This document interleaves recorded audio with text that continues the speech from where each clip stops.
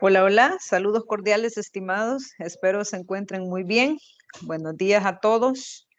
Iniciamos esta tutoría del 10 de abril, la tutoría número 3. Espero que se encuentren muy bien y que estén listos para participar, ¿verdad? En esta tutoría. Traten eh, de participar y de aportar, ¿verdad? A los contenidos, porque de eso se trata, de hacer una discusión de los contenidos correspondientes a la unidad 3. Bueno, espero que se escuche y se vea bien la presentación, ¿verdad?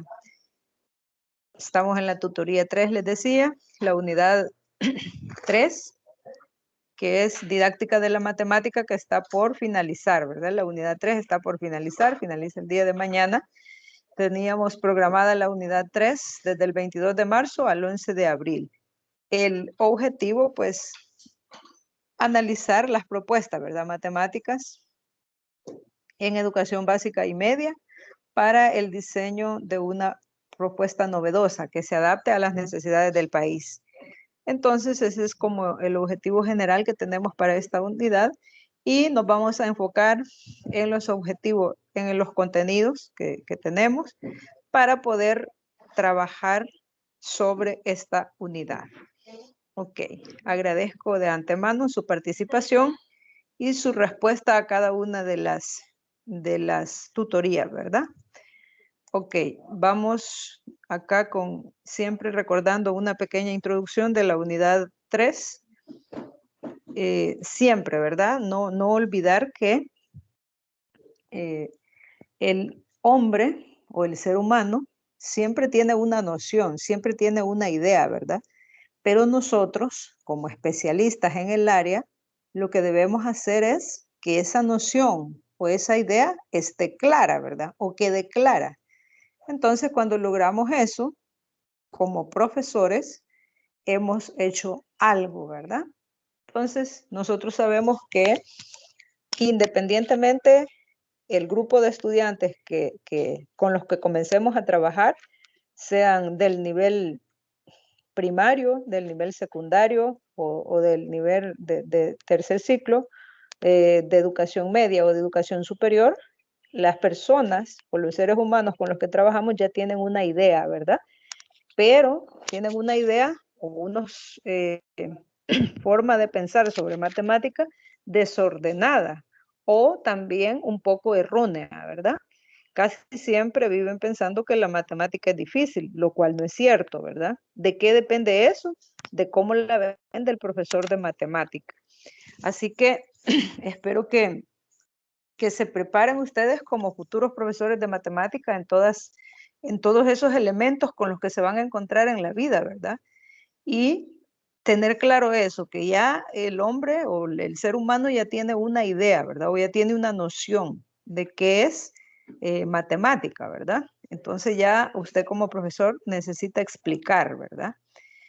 Recordando un poco los principios de la matemática, primero, eh, siempre debemos, a veces, ¿verdad? Muchas veces, tenemos la mejor intención para hacer el trabajo docente, pero simplemente no contamos con determinados lineamientos que sirvan de guía para todo el proceso. Entonces, ¿cómo voy a aclarar como docente o cómo voy a tener una mejor intención? Es preparándome en el área, ¿verdad? Otra cosa, no solamente basta con ser un experto en matemática. Si usted va a ser profesor de matemática, no solamente basta con que tenga un montón de conocimiento, ¿verdad? Sino que usted debe practicar la forma de cómo dar a conocer ese conocimiento o cómo transmitir ese conocimiento, ¿verdad? Entonces, eso no se aprende de la noche a la mañana, eso se va aprendiendo en la práctica. ¿Por qué? Porque usted va analizando los grupos, ¿verdad? Y usted debe analizar cómo aprenden los niños o cómo aprenden los adultos, cómo aprenden los adolescentes. Y en base a eso, usted va adaptando sus conocimientos a las necesidades de ellos, no a las necesidades suyas, sino a las necesidades de ellos. Entonces, eso es lo que como docente de matemáticas usted debe prepararse en esas áreas. Entonces, tenemos acá algunos principios en de la didáctica de la matemática. Primero, el número 1, el aprendizaje de matemática debe ser coherente con el desarrollo del pensamiento lógico del niño. Debe ser coherente, ya mencionábamos esto en la tutoría de repaso. ¿Qué significa? Pues que sea coherente, que se debe, eh, se debe preparar o se debe instruir al niño con actividades fáciles, ¿verdad? Por ejemplo, si usted le enseña a sumar al niño y lo pone ahí, ¿verdad? Con 20 ejercicios de sumar, sumar, sumar, y el niño está haciendo ese proceso bastante mecánico, puede ser que él no entienda qué es una suma, ¿verdad? Porque usted lo pone a trabajar con puros números, entonces no se trata de eso, se trata que usted le enseñe a sumar al niño, pero eh, con material concreto, ¿verdad? Por ejemplo, que materiales que el niño pueda tocar, que el niño pueda mover, o que el joven, el adulto, no sé, ¿verdad? Ahí va a depender del nivel con el que esté trabajando, que puedan manipular piezas, es decir, que puedan mover de un lado a otro y que pueda decir, ah, aquí tengo 4 y si le agrego 2 piezas, entonces ¿cuánto voy a tener? Entonces esa es una forma, ¿verdad? De que se le encuentre sentido a las operaciones. Entonces, y eso se debe ir haciendo tomando en cuenta el desarrollo lógico del niño, ¿verdad? No les va a enseñar de la misma forma a los de primer ciclo o a los de segundo ciclo o a los de tercer ciclo o a los de media, ¿verdad? No les va a enseñar matemática de la misma forma. ¿Por qué? Porque hay un nivel lógico diferente, ¿verdad? Ese es en el primer, eh, la primer principio, ¿verdad? El segundo principio, el aprendizaje de la matemática debe ir de lo más sencillo a lo más complejo, es decir, no podemos partir de lo complejo, no nos van a entender matemática, ¿verdad? ¿Eso qué significa? Ir de lo sencillo a lo más complejo, pues una actividad mental a la vez, ¿verdad? Por ejemplo, agregar, quitar, señalar, separar, etcétera. Entonces, esas son actividades que van a ir ayudando a que el estudiante entienda el proceso, ¿verdad? ¿Qué operación, qué operación es agregar, por ejemplo? ¿Qué operación es quitar, por ejemplo, verdad? Entonces, todas esas situaciones debemos tomarlas en cuenta. En cuanto al tercer principio, la matemática se enseña primero en la práctica y luego en la teoría. Ya habíamos discutido un poco de esto, pero estoy haciendo un resumen. Por ejemplo, que la matemática primero se enseña en la práctica y luego en la teoría, pues los números, las operaciones, etcétera, no son inventos del profesor, ¿verdad? Sino que son ejemplos de la vida real. Entonces, para enseñar matemáticas se debe principiar con el niño en contacto con objetos manipulables, en este caso piedras, por ejemplo, ¿verdad? Palos, frutas, hojas, lápices, etcétera. Esos son como material concreto con el que nosotros podemos trabajar, ¿verdad? Con los estudiantes y enseñar la forma práctica. Luego de enseñar la forma práctica, explicarles cómo eso se traduce a una teoría o a una ecuación, ¿verdad?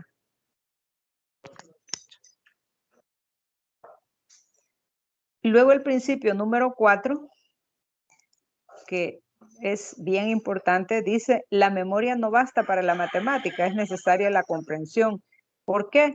Porque la memoria en algún momento pues nos puede fallar, ¿verdad? Pero la memoria, no estoy diciendo que la memoria no se necesita, claro que se necesita, ¿verdad? Pero no solamente se necesita la memoria. La memoria es indispensable, pero no es lo único, sino ella sola no es suficiente, ¿verdad? Entonces necesitamos enseñar al estudiante que no solamente aprenda a trabajar matemática en base a la memoria, ¿verdad? Como profesores, si solamente le decimos al estudiante, mira, te vas a aprender esto de memoria, o por ejemplo, si solo le decimos al estudiante, te vas a aprender las tablas del 1 al 10 de memoria, y no le explicamos para qué sirven las tablas, ¿verdad? Entonces no estamos haciendo nada, estamos fallando como profesores, estamos haciendo una parte, estamos haciendo quizás el 50%, pero no se trata de eso, se trata de explicarle al estudiante cómo utilizar las tablas. No solamente que las escriba del No solamente que las escriba del 1 al 10, ¿verdad? No se trata de eso. Ok, en el principio número 5, los alumnos deben saber con claridad qué significan las operaciones. Eso les decía la vez pasada, ¿verdad? No solamente basta con que usted le diga al estudiante, esto se llama suma, esto se llama resta, esto es multiplicación, pero no le dice al estudiante cuándo o cómo va a utilizar eso, ¿verdad? Los alumnos deben saber con claridad de qué trata la suma, de qué trata la multiplicación y sobre todo, ¿verdad? ¿Para qué sirve y dónde lo puede aplicar?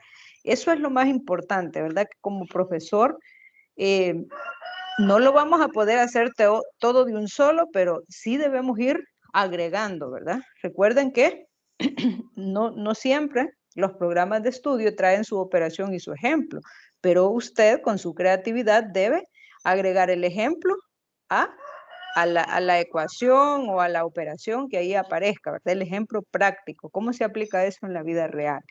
Entonces, es importante que el estudiante sepa, ¿verdad?, en qué consiste cada una de las operaciones, para qué sirve y dónde lo puede aplicar. Ese es el punto. Luego la característica número 6. El principio número 6, perdón, tenemos los problemas matemáticos no se resuelven con recetas. También habíamos hablado un poco de eso ya. No basta con decir paso 1, paso 2 y así, ¿verdad? No. Tenemos que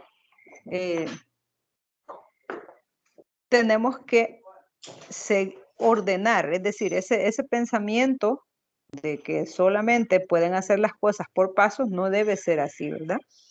Nunca debemos como dar recetas para que puedan realizar una operación, pues eso impide que el estudiante piense, ¿verdad? Es decir, usted lo mete en una cajita, digamos que le da 10 pasos para poder realizar una operación, entonces como que lo mete en una cajita y el estudiante de ahí no se puede salir. Entonces no le está dando la oportunidad al estudiante de que razone, de que piense cómo podría resolver las situaciones, ¿verdad? Entonces es importante que se deje libre el razonamiento, porque hay estudiantes que son curiosos, ¿verdad? Mira, maestra, yo resolví este ejercicio de esta forma, no sé si está bueno. Y usted revisa, ¿verdad? Como usted es el experto y se da cuenta que el estudiante ha hecho procesos algebraicos correctos o procesos correctos, ¿verdad? Entonces le dio chance de que utilizara otra forma, ¿verdad? Por lo tanto, las y los alumnos no aprenderán más que a seguir instrucciones y ese no es el objetivo, ¿verdad? Ese no es el objetivo, sino que lo que queremos es que desarrollen el razonamiento también. También es importante otro principio que mencionar, la matemática debe ser agradable, lúdica, como todo aprendizaje. Es importante que nosotros como profesores nunca se debe decir o hacer pensar que la matemática es una asignatura difícil. Primero, eso no es cierto, ¿verdad? Y segundo, porque como profesor no es didáctico que usted como profesor esté diciendo que la asignatura es difícil, no es didáctico, ¿verdad? Usted es el profesor, usted es el especialista y llega al salón de clases diciéndole a los estudiantes que matemática es difícil, entonces está fallando, ¿verdad? En su didáctica, está fallando como profesor. Así que es importante que anotemos esos puntos, ¿verdad? Recuerden que ustedes ya pronto van a estar en la práctica o ya están en las prácticas y no deben llegar como con esa actitud, ¿verdad? De que, ay, matemática es la materia más difícil y que ustedes tienen que hacer esto, hacer lo otro, porque si no, no la van a pasar. Entonces, como profesor, no es didáctico, ¿verdad? Estamos fallando ahí como profesor. Son situaciones que debemos analizar antes de llegar a cualquier salón de clase, ¿verdad? También el aprendizaje de los contenidos de matemática tiene una secuencia. Un aprendizaje se basa en el anterior y así sucesivamente. ¿Esto qué quiere decir?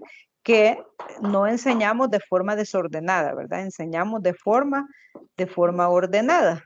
No vamos a adelantar contenidos o atrasar contenidos, ¿verdad? Eso es como un error. Es un grave error, pues, pretender que se aprenda un contenido sin haber aprendido el anterior, ¿verdad? Por ejemplo, si usted quiere que los estudiantes sepan multiplicar y aún no les ha enseñado las tablas, ¿cómo lo van a hacer? Es imposible, ¿verdad? Entonces, por eso la matemática siempre se debe, uno como docente, se debe asegurar. Por ejemplo, si usted va a enseñar la operación de la multiplicación, se debe asegurar que sus estudiantes ya sepan las tablas. No es que usted va a comenzar a cuestionar, ay, es que eso lo tenías que aprender en el grado anterior, ¿verdad? Porque ese es también otro error, no es didáctico, ¿verdad? Que usted comience a decirle al estudiante, no, es que las tablas allá te las tenían que enseñar en segundo. Aquí yo ya tengo que enseñar las operaciones de multiplicación y división. No se trata de eso. Como profesor, usted debe hacer un diagnóstico. Y el diagnóstico es, ¿qué sabe este estudiante, verdad? Y el diagnóstico se debe hacer por cada contenido, por cada tema que se va trabajando o por cada unidad. Entonces, las actividades diagnósticas o las evaluaciones diagnósticas a nosotros como profesores nos dan una idea, nos dan una visión general de lo que está sucediendo con los niños o hasta dónde o cómo están preparados, ¿verdad? Y por eso, pues, yo siempre insisto en eso, que nosotros siempre como profesores no nos debemos tirar así, ¿verdad? Sin hacer un diagnóstico y tener una idea de cómo están las personas o de cómo están los estudiantes, ¿verdad? Digo personas en general porque ustedes como profesores universitarios pues pueden trabajar en cualquier nivel, ¿verdad? En todos los niveles. Así que tener en cuenta eso, ¿verdad? Que es una sucesión lógica. También como principio 9 tenemos que el aprendizaje tenga significación. Eso quiere decir que lo que se aprende se interprete en la realidad. Hay muchas personas diciendo que la matemática no sirve para nada, ¿verdad? Muchas personas, incluidos profesionales, ¿verdad? Incluidos profesionales que tal vez no son de la carrera, pero son de otras áreas, y todavía siguen diciendo que matemática no sirve para nada. Sobre todo cuando llevan una matemática en su carrera y esa materia fue la que los hizo que aplazaran o algo así, ¿verdad? Comienzan a decir que esa materia no sirve para nada, que de puro gusto, que solo por llenar un espacio en el pensum, lo cual es un error, ¿verdad? Es un error pensar que la matemática no sirve para nada. Y si estamos perdidos, ¿verdad? Lo que no debemos hacer como profesores de matemática, no debemos nosotros vender la idea de que la matemática es muy necesaria y debemos demostrarlo también, ¿verdad? Que el estudiante aprende diferentes operaciones, ¿para qué le va a servir en la vida? Y eso es lo que hace la diferencia entre un profesor y otro, porque a veces un profesor se dedica solo a desarrollar contenidos, otros profesores no, se dedican a hacer vida de esos contenidos, ¿verdad? Entonces, eso es importante que lo tomemos en cuenta. Ok, finalizando ahí con los principios, ¿verdad? Que no, los principios de la didáctica de las matemáticas. Recuerden que son principios de la didáctica. La didáctica es cómo enseñamos matemática, ¿verdad? Y como les repito, como profesores debemos hacer la diferencia. No debemos no debemos estar con esa forma, ¿verdad? Negativa. Ok, bueno, tenemos ahí también un tema importante, teoría de enseñanza de las matemáticas, concepción idealista platónico, constructivista, cognitiva y de absorción. El hecho de que los procesos de enseñanza y aprendizaje sean muy complejos conlleva que los problemas a los que el profesor de matemáticas se enfrenta sean el origen de muchas preguntas, ¿verdad? Que además no son categorías muy diferentes, no son de categorías muy diferentes. Ok, no sé si han leído un poco, si alguien quiere participar sobre estos contenidos, pues vamos ya avanzados, ¿verdad? Es importante que nosotros vayamos participando también en las actividades, en la discusión de la teoría. Ok. Si tienen alguna participación, pues me indican levantando la mano o encienden el micrófono. Y si no, pues avanzamos, ¿verdad? En este caso, pues este material se encuentra siempre ahí en la unidad.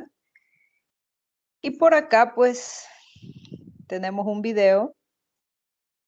Vamos a ver si lo podemos lograr ver.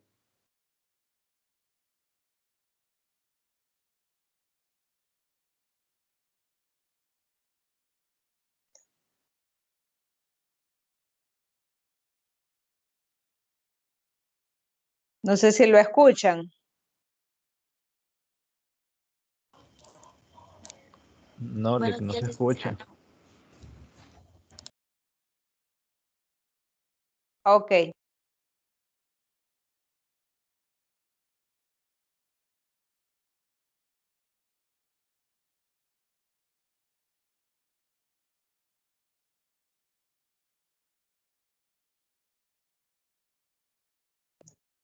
Lo vamos a presentar de otra forma. Vamos a ver si logramos verlo.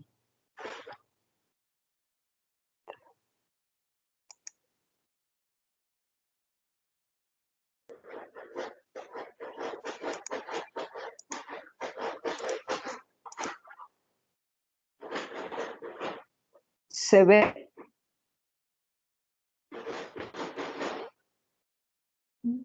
No sé Sí si se, lo... sí se ve. Ah, ok, va, entonces le vamos a dar reproducir a ver si ahora sí lo escuchan.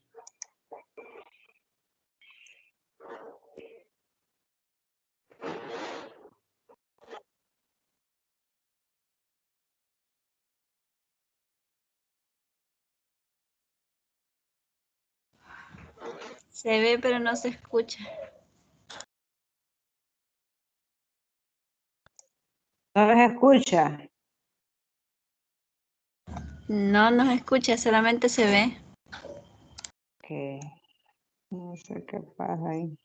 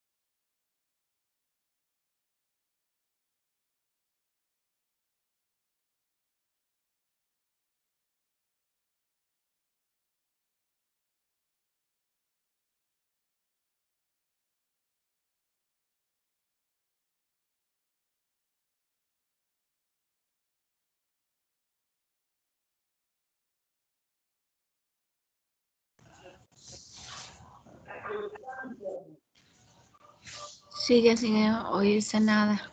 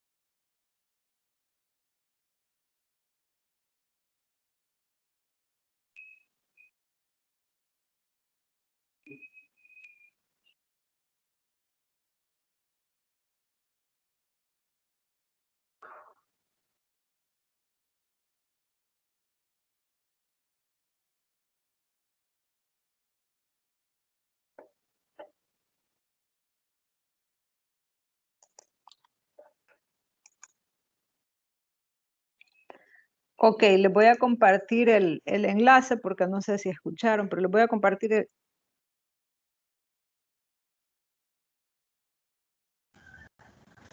Ok, está bien, licenciada.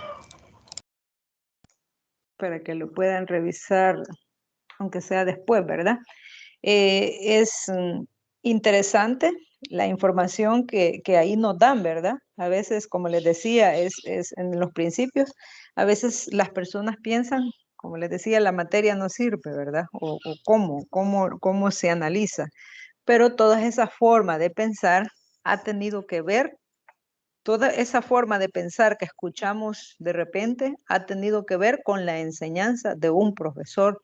Por eso es que nosotros formamos una parte muy esencial en, en el aprendizaje, ¿verdad? Y a veces no lo tomamos así como tan en serio.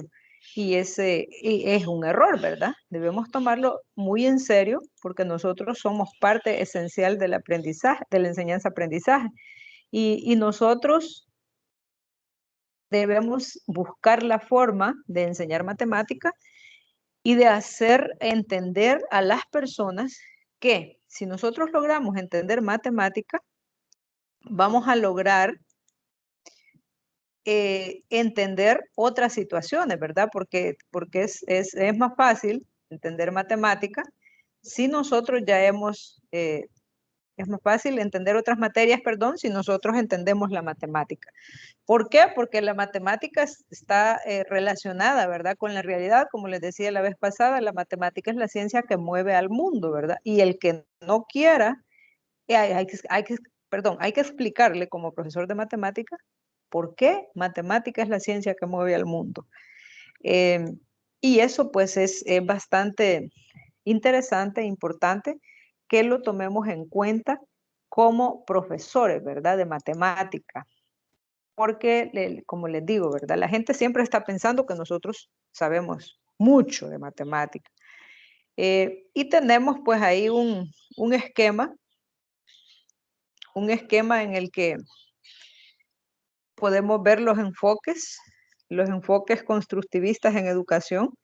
Tenemos el endógeno, que está el constructivismo radical, el dialéctico, que está dividido, perdón, bueno, tenemos primero el endógeno y el exógeno, ¿verdad? El dialéctico, tenemos el constructivismo radical, constructivismo cognitivo, constructivismo sociocultural y construccionismo social. Y ahí tenemos, ¿verdad?, cada uno de los autores que se desarrollaron en esas teorías. También, pues ya desglosando un poco, nosotros podemos ver la concepción idealística, ¿verdad?, de Platón. Y tenemos ahí separado, ¿verdad?, la concepción idealista platónica, la constructivista y la cognitiva. ¿En qué consiste cada uno de ellos? Por ejemplo, vemos nosotros la concepción idealista platónica, ¿verdad?, que según según la concepción idealista platónica, debe enseñarse a los alumnos, en primer lugar, las estructuras de la matemática de manera axiomática. ¿A qué nos referimos con estos elementos? A enseñar la estructura de las matemáticas de manera axiomática. Nos referimos pues a que el estudiante está en constante, ¿verdad?, actividad, y que nosotros debemos como enfocar esas actividades, decir esto los pondría en una situación de resolver problemas y aplicaciones que luego se les presenten, ¿verdad? Entonces, cuando nosotros logramos en el estudiante, el profesor, digamos, expone los axiomas, las definiciones y teoremas sin conectar con situaciones o aplicación de la realidad o resolución de problemas, podemos relacionar también esta concepción con la visión platónica de las matemáticas, ¿verdad? Así que tenemos que trabajar de esa forma, ¿verdad? Siempre, la relación que debemos nosotros abordar siempre es la teoría y la aplicación. La teoría y la aplicación, ¿verdad? Entonces llevamos esa relación, logramos que el estudiante se desarrolle, ¿verdad? También tenemos la concepción constructivista. Según la visión constructivista, las aplicaciones tanto externas como internas deberían regir el proceso de construcción de los conceptos matemáticos por parte de los estudiantes, ¿verdad? Esto es, el desarrollo conceptual debe seguir, al menos de manera aproximada, el camino de la creación de las matemáticas. Esta concepción acerca de la enseñanza de las matemáticas está estrechamente relacionada con la visión que se tenga de matemáticas como herramienta o como disciplina para la resolución de problemas, ¿verdad? También tenemos la concepción cognitiva, que tiene que ver con la razón, con el conocimiento. Según el enfoque cognitivo, las personas no aprenden conductas directamente, ¿verdad? Sino que adquieren procedimientos de orden superior o sistemas de reglas que se utilizan para generar conductas en múltiples situaciones. Pues el enfoque cognitivo contempla el aprendizaje como la adquisición de procedimientos cada vez más potentes. Este enfoque pues es bastante prometedor respecto al tipo de cambio que es necesario introducir, ¿verdad? En el modo de llevar a cabo la instrucción escolar. Entonces aquí hay un trabajo que realizar y para que los resultados pues no sean conductas negativas, ¿verdad? Por ejemplo, cuando se escucha, lee o realiza un ejercicio, siempre tendemos a recordar o olvidar algo, ¿verdad? Y también a añadir cosas y cambiar cosas. Entonces, ¿cuál es el proceso por el que adquirimos nueva información? Es decir, también cómo lo almacena la memoria. Nos podemos preguntar, ¿verdad? ¿Cómo lo almacena la memoria? Estas preguntas también constituyen lo que podría llamarse el problema del conocimiento en la educación matemática. Entonces, la teoría, pues, y en general, la memoria no es fotográfica. Normalmente no hacemos una copia exacta del mundo exterior, ¿verdad? Hay detalles que se nos escapan. Entonces, por eso es que cuando nosotros vamos a preparar una clase o nos vamos a presentar en un grupo, debemos prepararnos. ¿Por qué? Porque ahí van a surgir diferentes situaciones. ¿Por qué estamos viendo la realidad? El otro está viendo la realidad y está viendo situaciones que usted no ha visto. Y a medida que usted va preparado, pues va a poder dar apertura a esas preguntas y va a poder dar respuesta, ¿verdad? También tenemos concepción de la absorción. En este caso, pues tenemos nosotros en la concepción de la absorción. Esta teoría afirma que el conocimiento se imprime en la mente desde el exterior. Es así, ¿verdad? Nosotros observamos y eso ya nos queda la idea, ¿verdad? Por ejemplo, usted observa el plano cartesiano y ya escucha plano cartesiano, ya sabe, ya tiene la idea de qué es el plano cartesiano, ¿verdad? En estas teorías también encontramos diferentes formas de aprendizaje. Y ahí pues tenemos el aprendizaje por asociación. Tenemos también, el aprendizaje por asociación que consiste, el conocimiento matemático es esencialmente un conjunto de datos y técnicas, ¿verdad? En el nivel más básico, aprender datos y técnicas implica establecer asociaciones. Es decir, hacemos una asociación de conceptos, hacemos una asociación de operaciones y ahí estamos nosotros aprendiendo, ¿verdad? De esa forma. La producción automática y precisa de una combinación numérica básica es simple y llanamente un hábito bien arraigado de asociar una respuesta determinada a un estímulo concreto, ¿verdad? Entonces, en resumen, la teoría de absorción parte del supuesto de que el conocimiento matemático es una colección de datos y hábitos compuestos por elementos básicos, denominados asociaciones. Entonces, ese es el aprendizaje por asociación que está dentro de la concepción de la absorción. También tenemos el aprendizaje pasivo y receptivo, ¿verdad? Nosotros nos damos cuenta que en nuestro proceso de estudio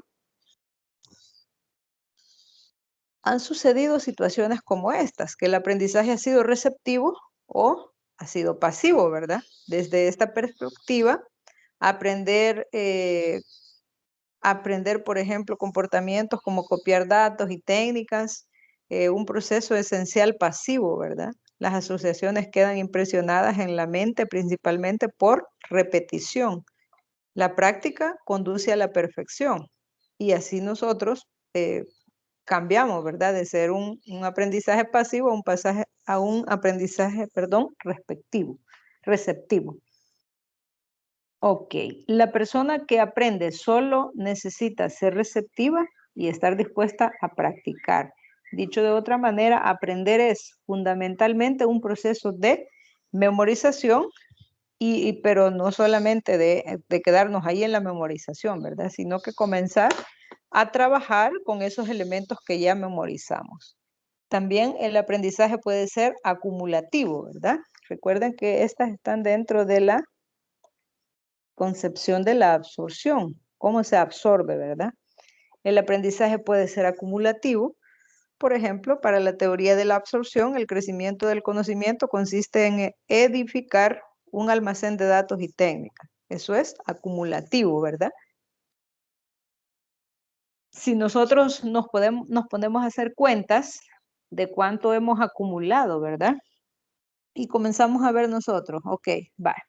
El aprendizaje acumulativo que tenemos desde que iniciamos el estudio, ¿verdad? Desde allá de kinder, digamos, desde primaria. Y nosotros nos damos cuenta que algunos conceptos que los aprendimos allá, los seguimos utilizando, ¿verdad? Entonces se ha sido acumulativo el aprendizaje. El aprendizaje eficaz y uniforme.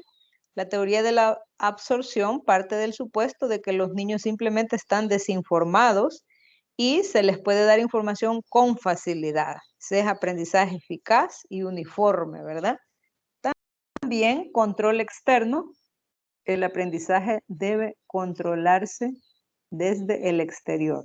El maestro debe modelar la respuesta del alumno mediante el empleo de premios y castigos, es decir, que la motivación para el aprendizaje y el control del mismo son externos al niño, ¿verdad? Y siempre se tienen situaciones como esas que son como esa parte, ¿verdad? Que siempre estamos como premiando el trabajo que hacen, de alguna forma lo hacemos, ¿verdad? Y en resumen, pues la matemática no es escolar o matemática informal de los niños. Se desarrolla a partir de las necesidades prácticas y experiencias concretas, ¿verdad?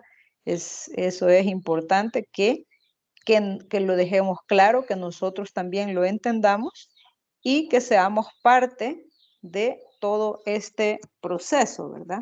Y hagamos la diferencia. Bueno, tenemos acá también la participación de dos compañeros con la discusión sobre las dificultades para enseñanza-aprendizaje de las matemáticas y también la discusión sobre los estándares que se consideran para la enseñanza de la matemática. Así que el primero es Liduvina.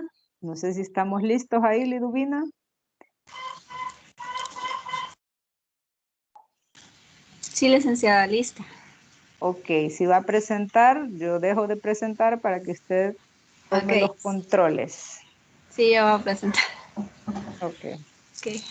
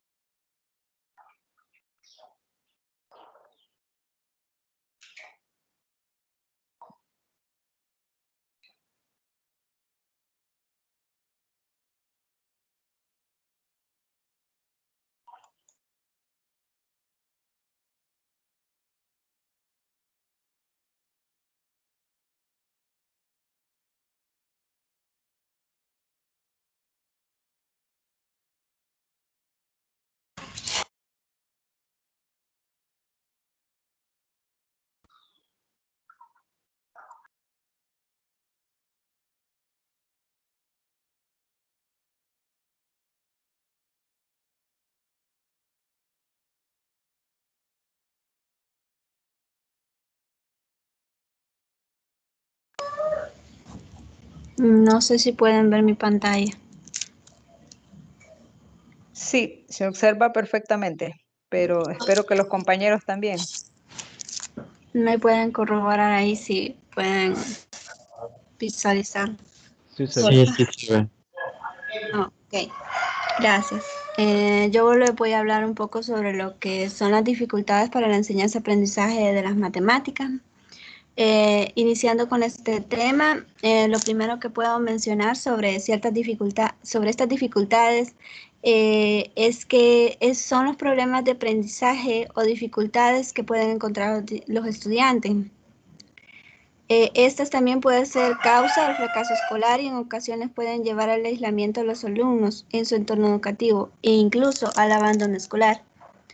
Ese tipo de dificultades o estas dificultades de enseñanza-aprendizaje en las matemáticas pueden ser de tipo cognitivo, una discapacidad física o mental, o por algún problema social en el cual se encuentra el estudiante. Por esto, los docentes deben de conocer las causas y las características de estas dificultades para poder tratarlas adecuadamente.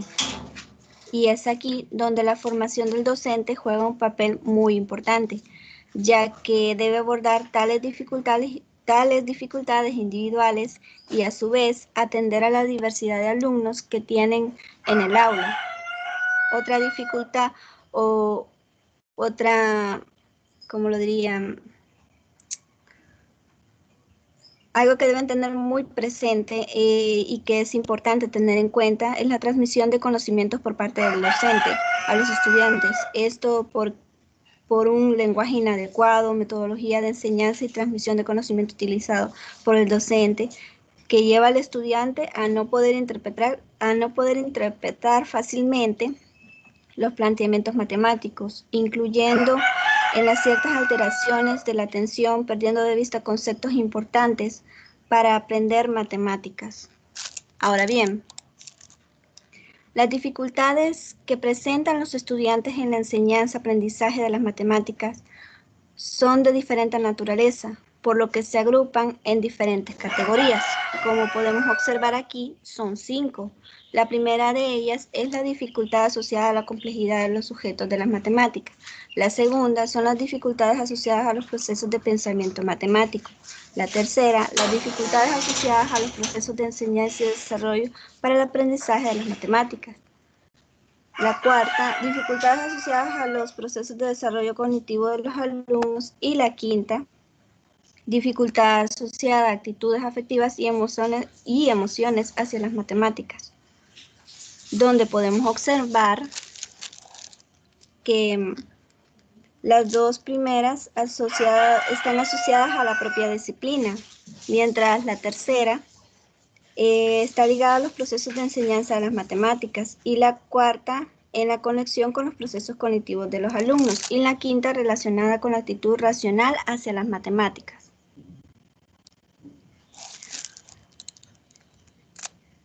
Bueno, ahora se nos presenta cada una de las categorías en que consisten, comenzando con las dificultades asociadas a la complejidad de los sujetos de las matemáticas. En esta podemos ver que esta consiste o tiene ciertas dificultades estas dificultades se deben a ciertos puntos y los tenemos aquí enumerados. En el primero tenemos los diferentes conflictos asociados a la comprensión y comunicación de los objetos matemáticos. El segundo sería el problema originado a la relación de algunas palabras con el lenguaje común. Y la tercera serían los conceptos que tienen relación con el lenguaje común y el cuarto sería el lenguaje de los signos. ¿Y esto por qué? Porque la comunicación de los objetos matemáticos, principalmente de forma escrita, se realiza a través de los signos matemáticos con la ayuda del lenguaje habitual, que favorece la interpretación de estos signos, pero estos pueden llegar a causar conflictos de comprensión y comunicación de los objetos matemáticos. Uno de estos conflictos nace por el uso del lenguaje común para interpretación de signos matemáticos, ya que muchas veces hacemos un abuso del lenguaje común para interpretar o comunicar algunos objetos matemáticos. Pero esto puede llegar a provocar abusos morfosintácticos, tales como roturas de reglas gramaticales o falta de ortografía, aunque sí se pueden hacer un significado comunicativo por la alusión o asociación. Sin embargo, el lenguaje de las matemáticas es más preciso, está sometido a reglas exactas y no comunica su significado salvo por la interpretación exacta de sus signos. Este conflicto involucra en el uso del lenguaje ordinario dentro del contexto matemático. Es un conflicto de precisión. Otro de los conflictos es originado por el vocabulario común. Esto porque el vocabulario del lenguaje común tiende a confundirse, a causar confusiones a los estudiantes, ya que hay palabras que tienen significados diferentes en matemáticas y que en el lenguaje habitual, de modo que el uso de tales palabras puede producir dificultades a causa de la confusión semántica que implica.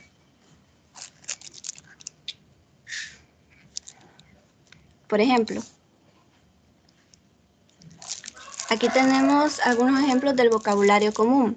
Estas palabras pueden ser raíz, potencia, producto, matriz, primo, factor, diferencial, integral, semejante, índice, función, entre otros. Ahora bien, otro de los aspectos del lenguaje de las matemáticas que difieren del lenguaje común son las que hacen referencia al lenguaje de los signos y que son fuente de confusión de muchos alumnos. Como por ejemplo, tenemos aquí el lenguaje de los signos. Ejemplos de eso son la sintaxis de reglas formales de las operaciones, que puede algunas veces entenderse y desarrollarse más allá del dominio original de las aplicaciones. Regresando nuevamente, tenemos también que es importante mencionar que también hay palabras que usadas en cierto contexto pueden ocasionar confusión de conceptos y que probablemente podrían ser evitados, como por ejemplo de este tipo de palabras o confusiones de palabras. Tenemos este de acá, tenemos este problema que dice, hay un barco que tiene tanto de largo y tanto de ancho, que transporta tantas ovejas y tantas toneladas de trigo. Y después de esta pregunta, ¿cuál es la edad del capitán? Esto podría llegar a provocar cierta confusión al momento de ser interpretado matemáticamente. Y esto sucede porque muchas veces al hacer abuso del lenguaje ordinario, el lenguaje común, los estudiantes tienden a tener una conexión con el lenguaje común y esto podría causar como cierta confusión a los estudiantes y podría ser de que ellos no lleguen a comprender realmente lo que se les está preguntando o a lo que se quiere llegar. Ahora bien, seguimos. Igualmente tenemos también la relación con los conceptos, donde tenemos palabras específicamente matemáticas que por ser poco familiares y frecuentemente malentendidas, suelen presentar al alumno considerables dificultades. Algunas de estos podemos tener como por ejemplo,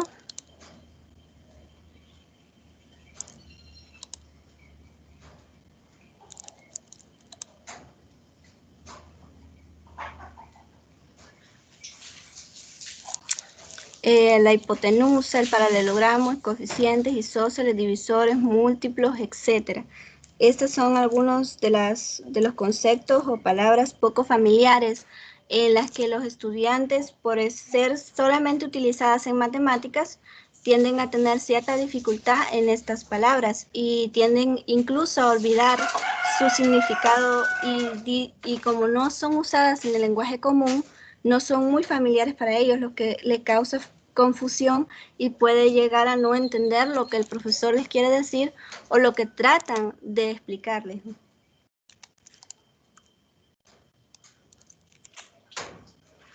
Ahora bien, vamos con la segunda dificultad.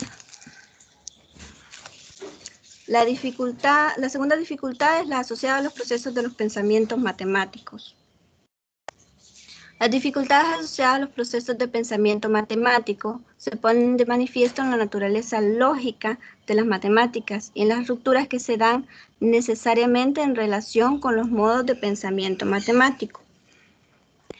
Y como ya sabemos, una de las principales dificultades en el proceso de aprendizaje en el área de las matemáticas es el aspecto deductivo formal, ya que se ha abandonado el uso de demostraciones formales, esto en beneficio de una aplicación más instrumental de las reglas matemáticas, pero esto no debe implicar de ninguna manera el abandono del pensamiento lógico matemático, es decir, la capacidad para seguir un argumento lógico. Esto por ser una destreza de alto nivel que resulta necesaria para alcanzar determinado nivel de competencia matemática. Ahora bien, en el enfoque lógico de la matemática debe conducir a resolver los problemas por medio de un pensamiento matemático inteligente y en este sentido desarrolla una idea más amplia que la propia deducción formal. La deducción lógica no debe confundirse ni con la deducción formal ni con los procedimientos algorítmicos. El pensamiento lógico debe estar presente en todas y cada una de las actividades matemáticas.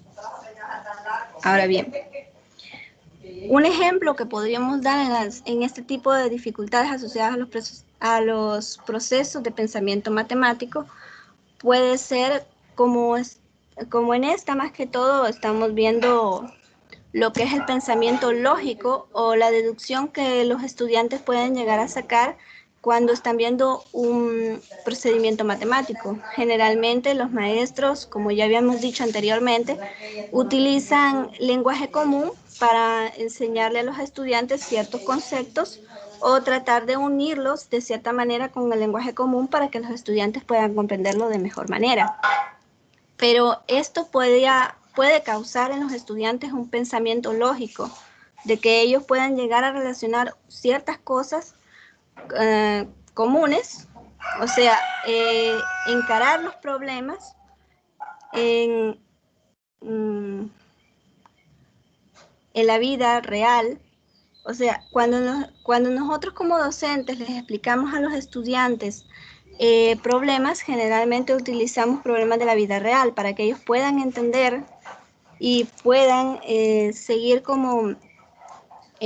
puedan entender lo que nosotros tratamos de transmitirles de una o de cierta manera. Y aquí es cuando viene el pensamiento lógico, que los estudiantes van poco a poco desarrollando y de cierta manera los conduce a un pensamiento inteligente que se desarrolla de manera amplia y provoca una deducción en ellos. Ahora bien, vamos con la tercera. Antes de seguir, me gustaría saber si hay alguna pregunta o si tienen alguna opinión sobre las dos dificultades del aprendizaje de las matemáticas que hemos estado hablando hasta el momento.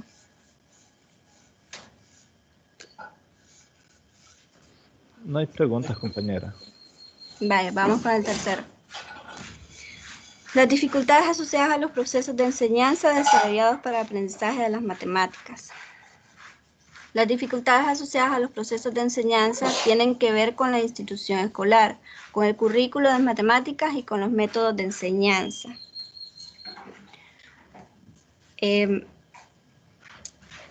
Por esto, la institución escolar debe reducir las dificultades escolares, esto a través de una organización escolar que se haga cargo no solo de estas dificultades, sino también de los recursos y estilos de enseñanza de la institución.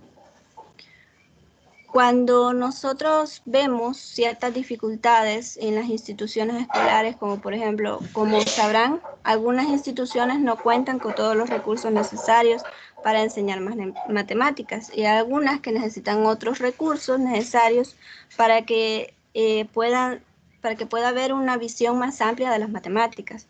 Aquí es donde vemos las dificultades asociadas a lo que son a cómo se desarrollan las clases de las matemáticas, como por ejemplo, en ciertas escuelas hay ciertas facilidades que le permiten al docente implementar ciertas estrategias o ciertos modos de enseñanza que en otras escuelas no es posible porque no cuentan con los recursos o con las facilidades para poder implementar ciertas estrategias. A esto se refiere.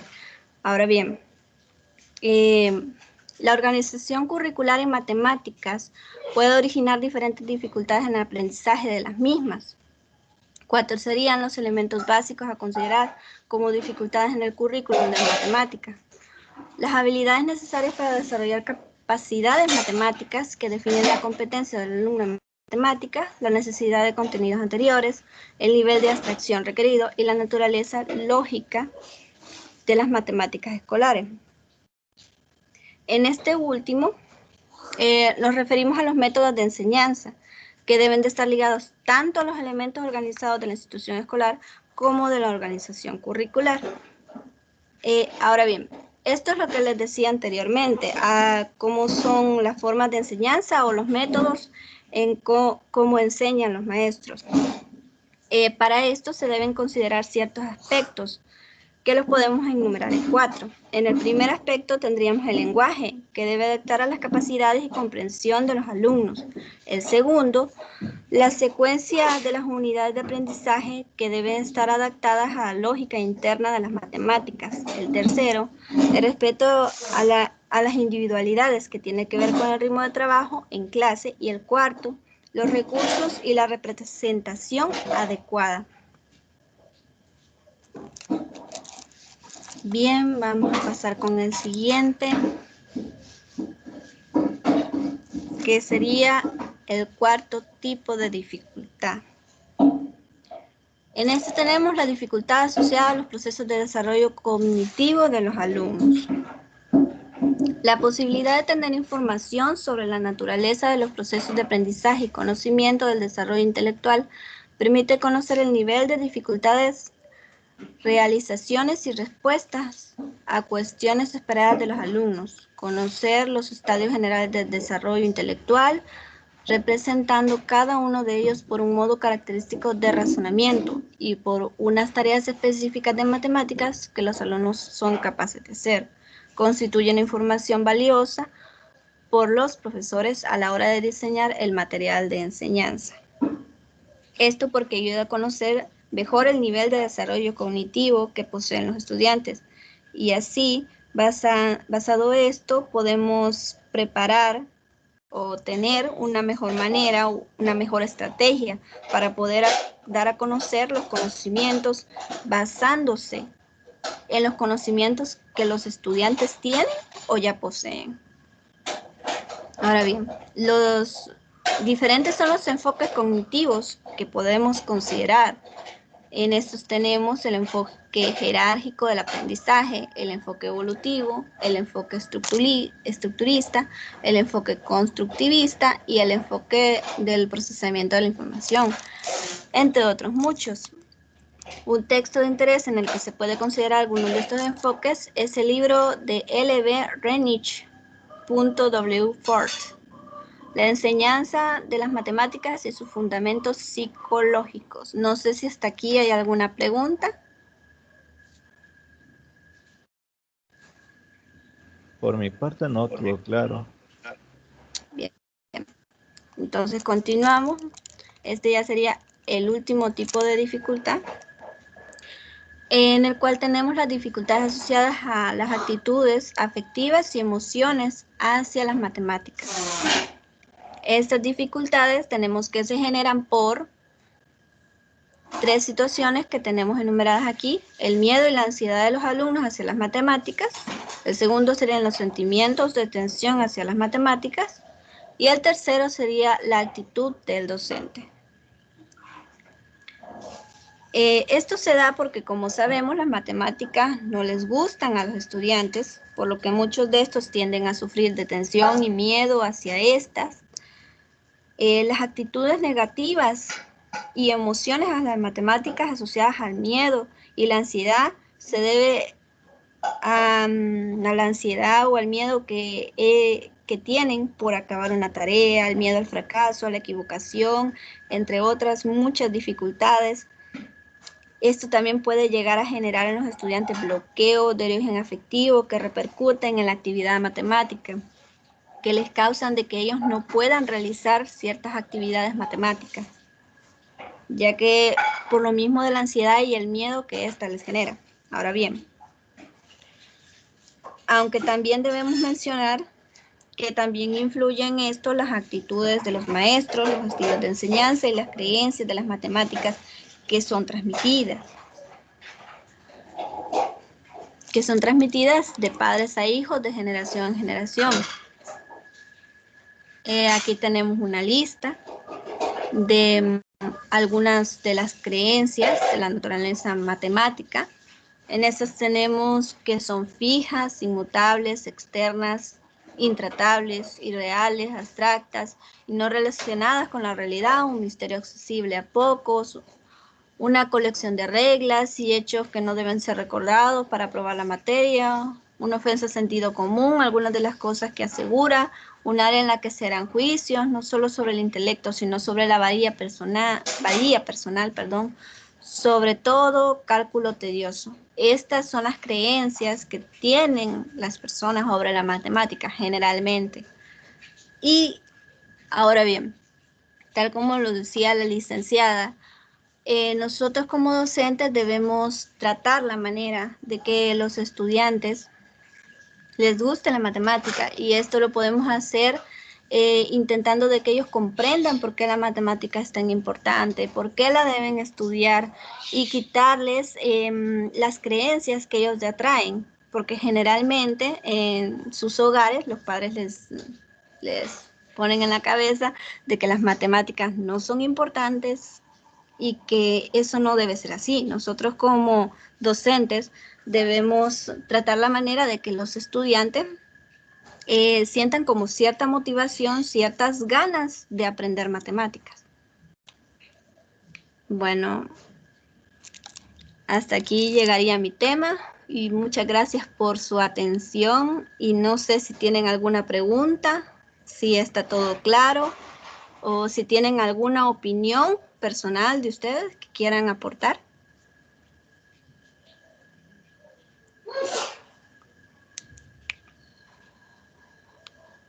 Ok, gracias Liduvina. Tenemos ahí el espacio, jóvenes, si alguien más quiere aportar a la presentación que ha hecho Liduvina, muy bien explicado, ¿verdad? Es interesante la forma eh, de cómo puede el profesor resolver una situación, ya sea para bien o para mal. Ok, entonces yo tengo una pregunta, pero la pregunta es para todos, ¿verdad? Y alguien, no sé si contestan todos, dan su opinión todos o solamente el que considere que tiene la respuesta, ¿verdad? La pregunta es, Liduvina mostró ahí una lista, ¿verdad? De situaciones que ocurren y que están afectando la forma, ¿verdad? Que están afectando pues al estudiante en el área de matemática. Y él mencionaba pues el miedo, mencionaba también la actitud del profesor y tres situaciones ahí, ¿verdad? Ahora pregunto yo, como profesores ustedes, ¿qué harían para eliminar esas tres situaciones finales que presentó Liduvina ahí?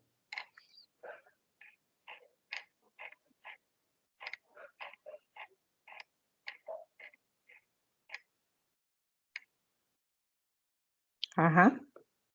¿Qué harían?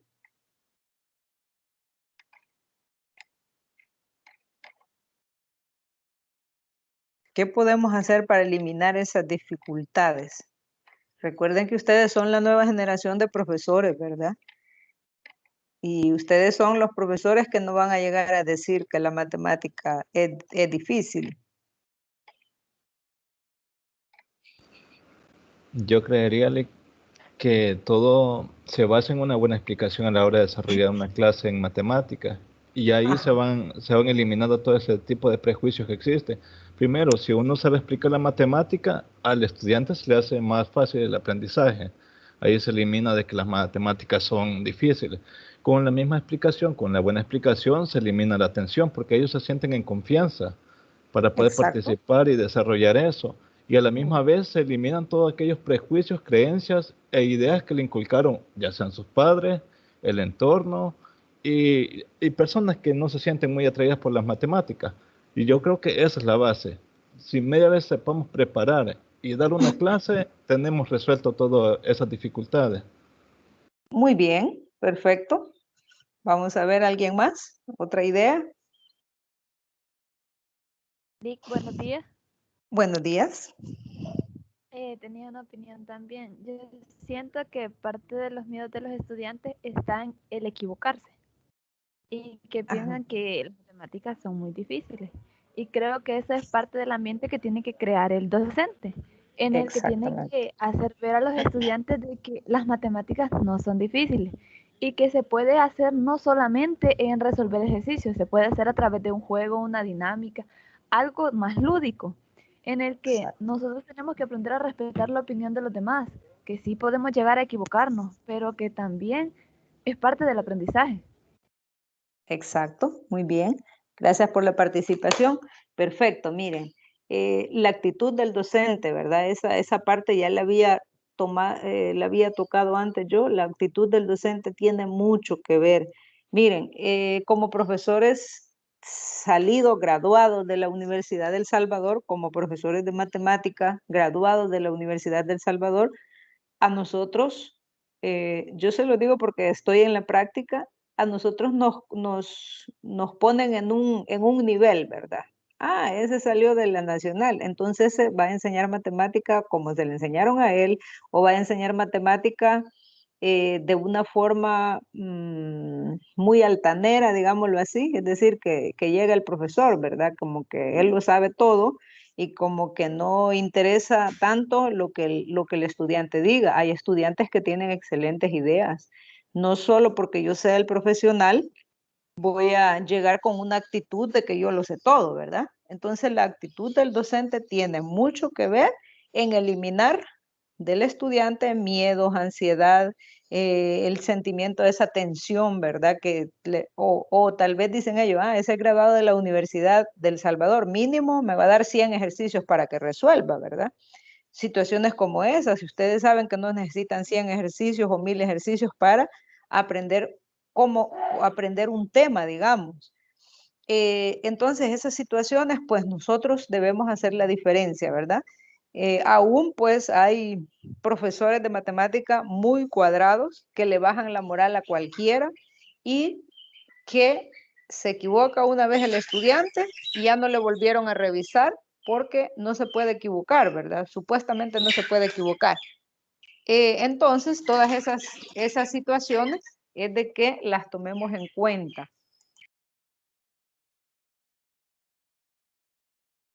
Es bien importante. Nosotros, como les digo, somos los responsables de hacer la diferencia en nuestra aula.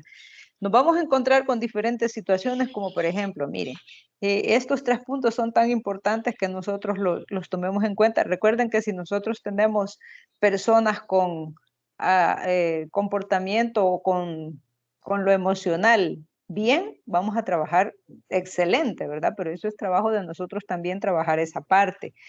Se van a encontrar con situaciones, por ejemplo, miren, usted como profesor coloca unos 10 ejercicios. Hay estudiantes que entienden perfectamente el proceso, ellos saben qué hacer, pero quieren que usted les esté revisando cada paso que van haciendo, ¿verdad? Entonces eso no es confianza. Como profesor debe fortalecer esa confianza en el estudiante. No es que hace un paso o hace un ejercicio, resuelve un ejercicio y quiere que usted lo vaya revisando. Entonces, como profesor debe establecer también, debe resolver los 10 ejercicios, es decir, debe fortalecer esa parte de la confianza. Él debe confiar que lo que está haciendo está bien, ¿verdad? Entonces, cuando uno logra trabajar esa parte en el estudiante, pues es fácil que se vaya introduciendo en cada uno de los temas. Fíjense que yo tuve una experiencia, ¿verdad? Con respecto a lo de la pandemia. Mis estudiantes, de forma presencial, ellos ya sabían cómo era la forma de trabajo. En los primeros días me costó, ¿verdad? Me costó que ellos querían que les revisara cada ejercicio o cada paso, o tenían la respuesta, pero ellos no sabían cómo llegar a esa respuesta, situaciones como esa, ¿verdad?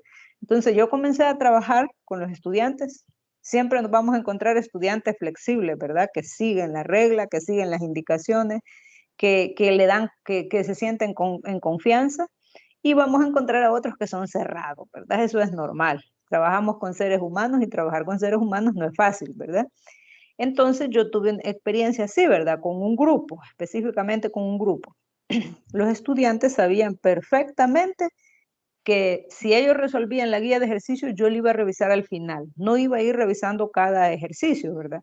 Entonces, con ese grupo de estudiantes que yo ya tenía listo de forma presencial, cuando pasamos a las clases virtuales, no me ha costado trabajar con ellos, ¿verdad? ¿Por qué? Porque ellos ya saben, la maestra va a revisar la guía completa, no va a ir revisando un ejercicio uno por uno, ¿verdad? Y yo no le voy a estar consultando un ejercicio por ejercicio. Eso sí, ¿verdad? Que yo como profesor no los he dejado abandonados a ellos tampoco. Como profesor, yo me he rebuscado para tener videoclases, para explicar la clase del día, para hacerles videos de todas formas, ¿verdad? Entonces, esas son como la satisfacción que uno se lleva como profesor, que logra que un buen grupo aprenda a trabajar. Y lo más importante que les digo, no se trata de crear robotitos, ¿verdad? De decirles estos pasos vas a seguir y ya está resuelto todo. No, se trata de que ellos puedan aplicar conceptos. Recuerden que a veces, si usted les enseña a resolver un ejercicio, no todos los ejercicios están de esa forma, ¿verdad? Pero si usted les enseña a aplicar conceptos, ahí vamos a tener que el estudiante va a tener un panorama claro para diferentes tipos de ejercicios. Así que eso es como una recomendación para todos y para que se tome en cuenta siempre, ¿verdad? A la hora de desempeñarse como profesor de matemáticas. Ya quitar esos tabú, ¿verdad? Ni solo porque sea de matemática es el que más sabe, tampoco, ¿verdad? Sabe, cada quien es experto en su área, entonces debemos respetar eso siempre, ¿verdad? Ok, ahora vamos con otra participación que es sobre los estándares que se consideran para la enseñanza de la matemática. Puede realizar su presentación.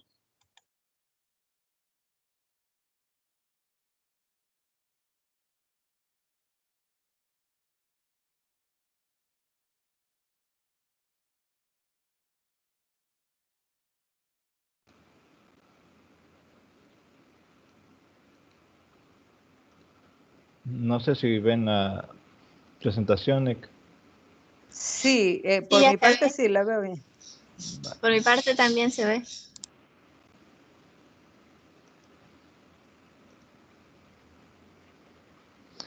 Vaya, tengan todos muy buenos días, compañeros, compañeras, licenciada. Ahora voy a hacer mi participación acá en la tutoría de práctica docente, profesor de matemática. A mí el tema que me tocó desarrollar es estándares para la enseñanza de las matemáticas.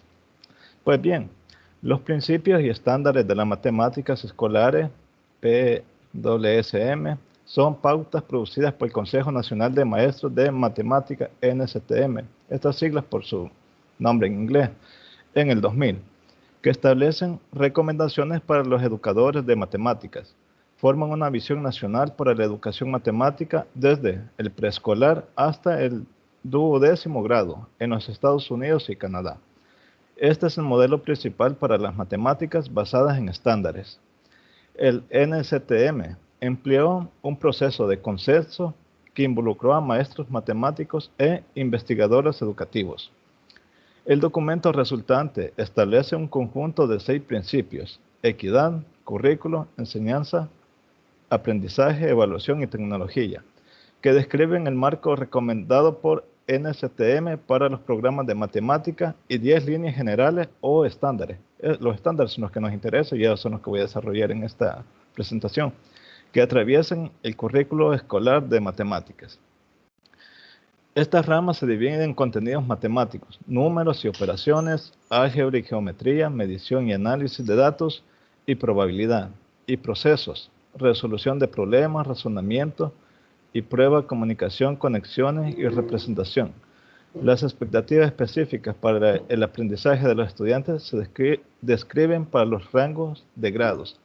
En palabras más claras, se dividen en dos los estándares: estándares de contenido y estándares de proceso. Pues bien, comenzamos con los estándares de contenido. Y entre estos está el primero, pensamiento numérico y sistemas numéricos. Este nos dice que este componente del currículo procura que los estudiantes adquieran una comprensión sólida, tanto de los números, las relaciones y operaciones que existen entre ellos, como de las diferentes maneras de representarlos. También tenemos el pensamiento espacial y sistemas geométricos. El componente geométrico del currículo deberá permitir a los estudiantes examinar y analizar las propiedades de los espacios bidimensionales y tridimensionales, así como las formas y figuras geométricas que se hallan en ellos. De la misma manera, deben proveerles herramientas tales como el uso de transformaciones, traslaciones y simetrías para analizar situaciones matemáticas. Los estudiantes deberán desarrollar la capacidad de presentar argumentos matemáticos acerca de relaciones geométricas, además de utilizar la visualización, el razonamiento espacial y la modelación geométrica para resolver problemas. También tenemos el pensamiento métrico y sistemas de medidas. El desarrollo de este componente del currículo debe dar como resultado la comprensión, por parte del estudiante, de los atributos mensurables de los objetos y del tiempo. Asimismo, debe procurar la comprensión de los diversos sistemas, unidades y procesos de medición. Además, tenemos el pensamiento aleatorio y sistema de datos. El currículo de matemáticas debe garantizar que los estudiantes sean capaces de plantear situaciones susceptibles de ser analizadas mediante la recolección sistemática y organizada de datos. Los estudiantes, además, deben estar en capacidad de ordenar y representar estos datos, y en grados posteriores seleccionar y utilizar métodos estadísticos para analizarlos y desarrollar y evaluar inferencias y predicciones a partir de ellos.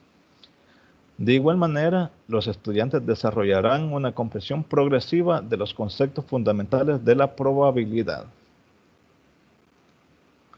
También tenemos el pensamiento variacional y sistemas algebraicos y analíticos. Este componente del currículo tiene en cuenta una de las aplicaciones más importantes de la matemática, la cual es la formulación de modelos matemáticos para diversos fenómenos. Por ello, este currículo debe permitir que los estudiantes adquieran progresivamente una comprensión de patrones, relaciones y funciones, así como desarrollar su capacidad de representar y analizar situaciones y estructuras matemáticas mediante símbolos algebraicos y gráficas apropiadas. Asimismo, debe desarrollar en ello la capacidad de analizar el cambio en varios contextos y de utilizar modelos matemáticos para entender y representar relaciones cuantitativas. No sé si tienen alguna pregunta o comentario hasta el momento. Hasta el momento no, compañero. Vaya, muchas gracias. Entonces seguimos con los estándares de proceso. Y tenemos como el primer punto el planteamiento y resolución de problemas. Y este consiste en la capacidad para plantear y resolver problemas. Debe ser una de las prioridades del currículo de matemática. Los planes de estudio deben garantizar que los estudiantes desarrollen herramientas y estrategias para resolver problemas de carácter matemático, bien sea en el campo mismo de las matemáticas o en otros ámbitos relacionados con ella. También es importante desarrollar un espíritu reflexivo acerca del proceso que ocurre cuando se resuelve un problema o se toma una decisión. Tenemos el razonamiento matemático. El currículo de las matemáticas de cualquier institución debe reconocer que el razonamiento, la argumentación y la demostración constituyen piezas fundamentales de la actividad matemática. Además de estimular estos procesos en los estudiantes, es necesario que se ejerciten en la formulación e investigación de conjeturas y que aprendan a evaluar argumentos y demostraciones matemáticas. Para ello, deben conocer y ser capaces de identificar diversas formas de razonamiento y métodos de demostración. También tenemos la comunicación matemática. Mediante la comunicación de ideas, sea de índole matemática o no, los estudiantes consolidan su manera de pensar. Para ello, el currículo debe incluir actividades que les permitan comunicar a los demás sus ideas matemáticas de forma coherente, clara y precisa. Con esto finalizo mi participación. No sé si hay alguna pregunta, comentario o algo que quisieran agregar.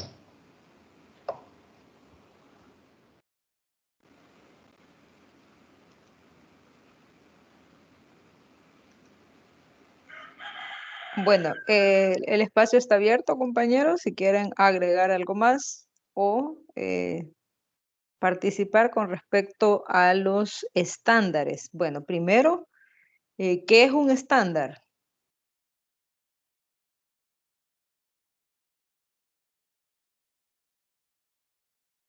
¿Qué entendemos por un estándar nosotros? Dice acá que para la enseñanza de las matemáticas tenemos diferentes estándares. Entonces, para eso nosotros tenemos que tener claro qué es un estándar. Eso lo acaba de explicar ahí el compañero.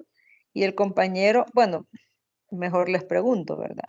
¿Qué podemos hacer para que nosotros como profesores de matemática garanticemos que un estudiante después de un proceso de enseñanza-aprendizaje cumple con todos esos estándares?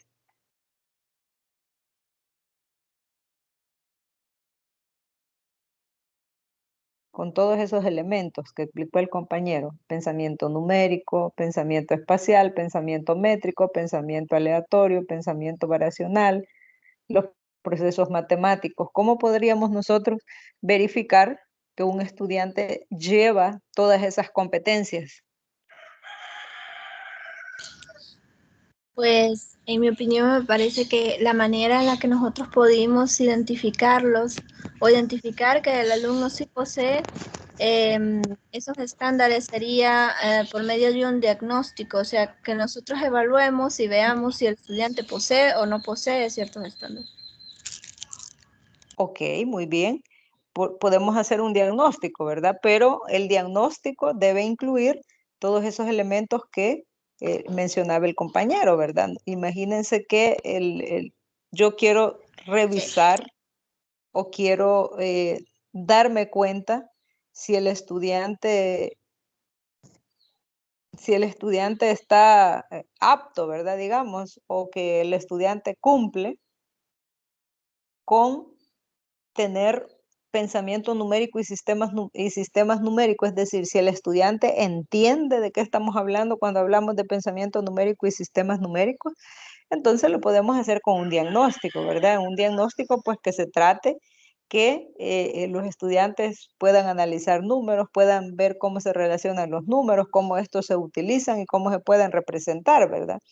También con el otro punto del pensamiento espacial y sistemas geométricos, qué entiende el estudiante, ¿verdad? Por pensamiento espacial, de qué hablamos cuando hablamos de geometría, ¿verdad?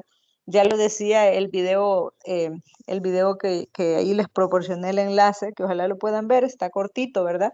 Pero tiene palabras elementales, ¿verdad? Para que nosotros podamos entender cómo tener un panorama más claro. Entonces, verificar si el estudiante cumple con el pensamiento métrico y sistemas de medidas, es decir, si el estudiante entiende qué es eso, qué es el pensamiento métrico y qué son el sistema de medidas. Entonces, eso también lo podemos hacer. Verificar también que existe el pensamiento aleatorio, en qué consiste el pensamiento aleatorio. Entonces, aparte de eso, pues el estudiante debe desarrollar otras características, ¿verdad? Poder plantear y resolver problemas, poder tener razonamiento matemático, poder comunicarse con matemática, ¿verdad? Que son también las competencias que tenemos nosotros en el programa de matemática, ¿verdad? Entonces, eso es de martillarlo siempre, de recordarle al estudiante: mire, usted pues por lo menos debe saber esto, ¿verdad? O usted por lo menos debe avanzar con esta perdón. Así que es importante que como profesores nosotros vayamos analizando todas esas situaciones. Y esas situaciones pues son las que harán la diferencia entre una situación y otra, ¿verdad? Bueno, haciendo un resumen general de la participación de los compañeros, pues gracias a los dos, ¿verdad? Que participaron en esta tutoría. Luego voy a ir distribuyendo, siempre en la tutoría de repaso voy a distribuir los que hacen falta, deben participar todos, ¿verdad? Entonces, con respecto acá, finalizando el tema concluyendo, perdón, el tema que discutió la compañera, las dificultades de aprendizaje de las matemáticas, pues pueden ser una de las causas de fracaso escolar y en ocasiones puede llevar al aislamiento de los alumnos en su entorno educativo e incluso el abandono escolar, ¿verdad? Fíjense que a veces, ¿verdad? Como el maestro no conoce la realidad del estudiante, el maestro, eso es algo muy básico, ¿verdad? Todos los maestros deben conocer la realidad del estudiante, sin importar si usted es el maestro guía o el maestro responsable de la sección, sino que usted es el maestro responsable de la materia, ¿verdad? Independientemente de si es el responsable de la sección, usted como maestro debe conocer la realidad del estudiante. ¿Por qué? Porque usted no sabe, por ejemplo, ¿verdad? Digamos, usted le dice, vamos a realizar la siguiente actividad y todos vamos a utilizar la calculadora. Y entonces usted ni siquiera ha investigado si los estudiantes tienen calculadora, ¿verdad? Y más si son operaciones que necesitan una calculadora científica. El estudiante tiene esos elementos. Entonces, no estoy diciendo que el profesor tiene que resolver todo, sino que el profesor debe investigar y hacer la sugerencia, ¿verdad? Porque a veces, pues, los padres pueden adquirir esos materiales, pero no lo hacen porque nadie se los ha pedido o nadie se los ha exigido, ¿verdad? Entonces, esas son dificultades que se pueden ir resolviendo en el camino, ¿verdad? No permitir que un estudiante se retire de la escuela por matemática. Digamos, todas las materias me gustan, pero yo no quiero ver matemática ni en pintura, ¿verdad? Si sabemos que para que una persona salga de profesional debe llevar matemática desde primero hasta que termine su carrera, ¿verdad? Digámoslo así, que las carreras universitarias pues no todas tienen así como que mucha matemática, pero siempre tienen, ¿verdad? Entonces nosotros tenemos un trabajo bastante fuerte como profesores de matemática. Y eso es importante, que nosotros debemos conocer las dificultades para tratarlas adecuadamente, ¿verdad? Eso es con respecto a lo que expuso Liduvina. Con respecto a los estándares, pues nosotros, como les decía, hay un estándar, hay unos como principios, ¿verdad? Que nosotros como profesores debemos ir cumpliendo en los estudiantes. Por eso es que yo insisto, el profesor que da matemática debe ser del área de matemática, ¿verdad? Cuando digo del área de matemática, pues estoy hablando de carreras afines a matemática. No, por ejemplo, que a veces se encuentra uno así de repente, ¿verdad? Por la vida, profesores de lenguaje dando matemática. Ellos son especialistas en lenguaje, pero dan matemática porque no hay de otra, ¿verdad? Entonces, no es lo mismo que un especialista en matemática dé matemática a que lo dé un especialista en lenguaje, ¿verdad? No es lo mismo. Por eso dije, nosotros somos profesionales en nuestra área, ¿verdad? Por eso todas las áreas se deben respetar. Entonces, para poder cumplir con los estándares para la enseñanza de la matemática, debemos estar preparados, debemos nosotros tener conocimiento, debemos tener destrezas, debemos ampliar ese conocimiento, no solo quedarnos con lo poco que nos impartieron en las materias en la universidad, ¿verdad? Sino que debemos nosotros mejorar y avanzar, ¿verdad? Eso es así. Cuando se logra hacer diferencias, por ejemplo, no quedarnos solamente con lo que aprendimos en la universidad, sino que nosotros tenemos que tratar de autoformarnos, ¿verdad? Es decir, a veces hay cursos en línea que están relacionados con mi carrera, sáquenlo, ¿verdad? Son gratuitos a veces también. Entonces esas son como usted va ampliando, ¿verdad? Y con eso pues va teniendo como un panorama más amplio o más claro para poder mejorar los estándares para la enseñanza de las matemáticas y que hagamos la diferencia, ¿verdad? Eso es lo más importante. Ok, también tenemos, continuando, también tenemos las metodologías para la enseñanza-aprendizaje de las matemáticas y entre ellos tenemos algunos métodos ahí.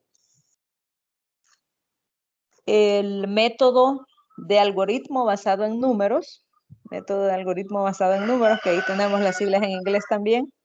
Pues el creador de este plan es Jaime Martínez Montero, maestro y doctor en filosofía y ciencias de la educación. Hace referencia a algoritmos abiertos que implican que existen múltiples caminos para llegar a la solución de un problema, ¿verdad? Lo que favorece que cada alumno mantenga su ritmo de aprendizaje. Esto es bien importante. Miren, profesores de matemática. Les decía yo la vez pasada, nosotros aprendemos una forma de resolver los problemas. No solamente esa forma vamos a aprender. La universidad le va a enseñar una forma, pero usted debe rebuscarse con otras formas, ¿verdad? ¿Por qué? Porque hay diferentes caminos para llegar a una solución. Entonces, digamos lo que, les voy a decir lo que yo hago, ¿verdad? Esmate, el libro de Esmate presenta una forma de resolver el problema.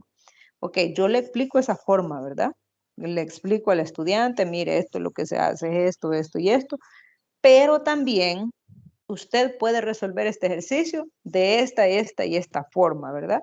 En Esmate hicimos un proceso como unos 10 pasos para llegar a la respuesta y con la otra técnica que nosotros como profesores debemos manejar, quizás hice unos 5 pasos, ¿verdad? La mitad de los anteriores o me tardé menos tiempo. Entonces, yo como profesor debo conocer esos diferentes algoritmos o esos diferentes caminos para llegar a soluciones porque los estudiantes no aprenden de la misma forma, ¿verdad? Cuando usted presenta dos opciones, va a haber un grupo que se va a ir con la opción 1 y va a haber otro grupo que se va a ir con la opción 2. Y eso pues no se logra de la noche a la mañana, como les diré, pero se va avanzando, ¿verdad? Y otra cosa también, como profesores no hay que mantenernos estáticos, es decir, bueno, ya saqué mi carrera universitaria y hasta aquí llego, punto. No, ¿verdad? Es triste que un profesor, que un estudiante le gane el mandado como profesor, ¿verdad? Digo es triste porque usted también puede estar a la vanguardia, no solo el estudiante, ¿verdad? Y también tratar de aprender varias cosas de las que están relacionadas con la escuela. Porque el estudiante piensa, ah, bueno, usted es el profesor, usted lo sabe todo, ¿verdad? Usted me puede explicar de lenguaje, de ciencias, de matemática, de inglés, de sociales, de todo. A veces, pues en algunas materias tenemos dominio, pero en otras no, ¿verdad? Entonces, no estamos obligados a saber todo, pero sí estamos obligados a saber un poco más de lo que es la disciplina de matemática. También tenemos los estándares de núcleo común. Se trata de una metodología del sistema educativo estadounidense que se lleva impartiendo desde el 2009. Con su aplicación se persiguen unos conocimientos mínimos comunes por parte de todos los alumnos durante cada curso. Acá pues siempre nosotros debemos, como les digo, debemos recordar o debemos ver las situaciones como son, ¿verdad? Por ejemplo, en ese caso que utilizamos, ¿verdad?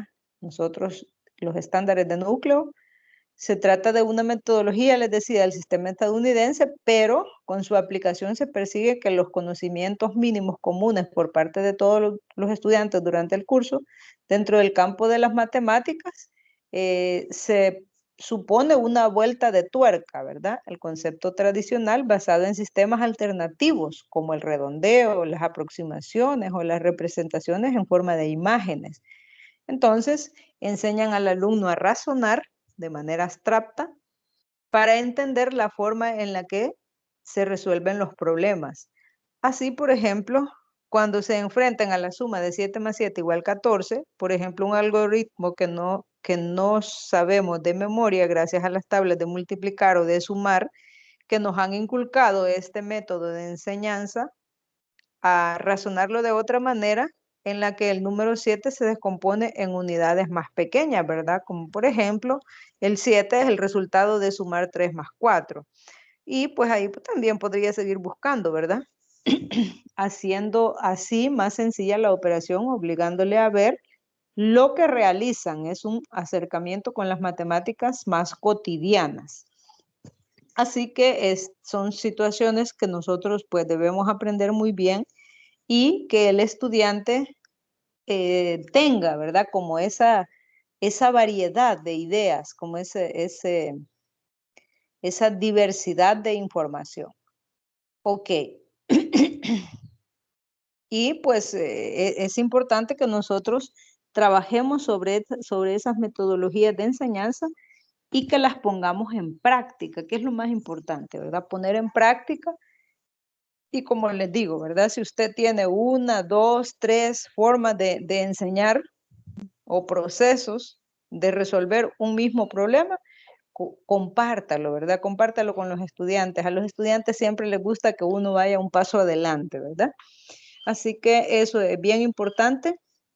Y repito, vamos a lograr la calidad a medida que nosotros nos preparemos o estemos preparados. También tenemos en estas metodologías, tenemos el método de Singapur, pues solo lo vamos a tocar un poco acá, solo para tener una idea.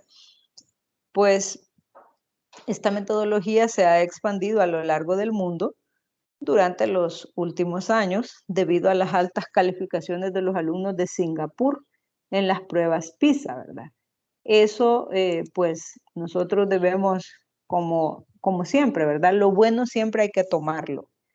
Y se conforman en base a 3 conceptos: concreto, pictórico y abstracto, ¿verdad? Recuerden que yo les decía al inicio, ¿verdad? Enseñemos las cosas de forma concreta, sobre todo en los primeros grados, ¿verdad? ¿Por qué? Porque ya a medida van avanzando los grados, los estudiantes ya tienen una idea, un panorama más claro. Entonces no es necesario que usted ya se detenga tanto, ¿verdad? Sí lo puede hacer siempre, pero los primeros grados deben fortalecerse con la forma de enseñar, ¿verdad? Utilizando material concreto, utilizando las imágenes, utilizando los conceptos, ¿verdad? Entonces eso, pues primero se insta a los estudiantes a relacionarse con objetos cotidianos. Es el material concreto, ¿verdad? Para llevar a cabo problemas sencillos. Por ejemplo, cuántas piedritas, cuántos lapiceros, cuántos cuadernos, situaciones como esa, ¿verdad? Y a continuación se les enseña a dibujar esos conceptos mediante bloques que representan valores numéricos. Ya vamos entonces con la parte pictórica, ¿verdad? Enseñamos a dibujar. Por ejemplo, dibuje 4 círculos que representan el número 4, o coloree tal cosa que eso va a representar un color, situaciones como esas. Haga tantos triángulos o cuántos lados tiene el triángulo, situaciones así, ¿verdad? Luego, cuando ya comienzan ellos, ¿verdad? A dibujar, ya comenzaron a jugar con material concreto, ya comenzaron a dibujar. Esto pues ya se les hace más fácil entender un concepto, ¿verdad? Una vez superadas estas etapas con soltura, por ejemplo, lo concreto y lo pictórico, comienza ya a realizarse las representaciones abstractas, como cuáles son los números o los símbolos, ¿verdad? Ahí ya nosotros pues ya podemos ir entrando, ¿verdad? Mire, ya sumó usted o ya juntó usted 4 lápices, 2 cuadernos, 3 sacapuntas, lo que tengan, ¿verdad? El material concreto con el que tenga. Entonces ahora ya podemos representar esa información de una forma más abstracta, ¿verdad? Y lograr también, pues sí, que el objetivo pues es que aprenda, ¿verdad? Cada detalle de forma práctica y comprenda el porqué de cada operación. Ok. Entonces, estos temas pues los vamos a ampliar un poco más en la unidad número la unidad número 4, ¿verdad? Que es nosotros que finalizamos mañana con la unidad 3 y luego seguimos con la unidad número 4.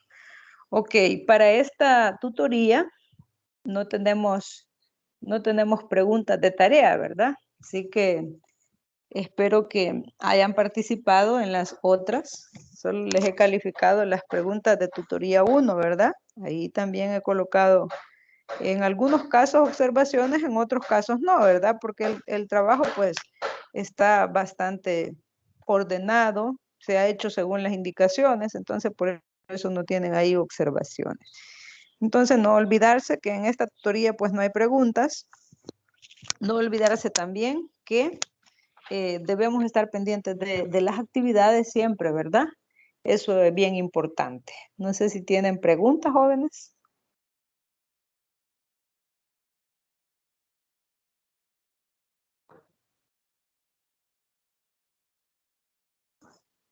¿Hay alguna duda?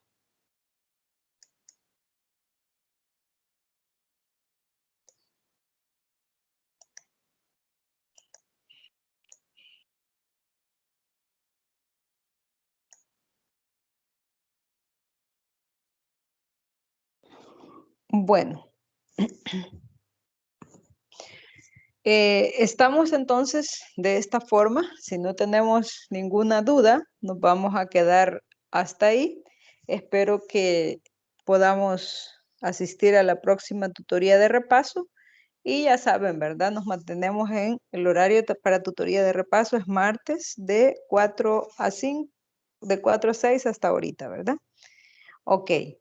Gracias por su participación. Gracias también para los que prepararon su presentación, ¿verdad? Estuvo excelente. Y espero pues que los demás también participen cuando se les asigne lo que van a trabajar. Ok, eso es todo por hoy. Jóvenes, buen día. Feliz fin de semana a todos.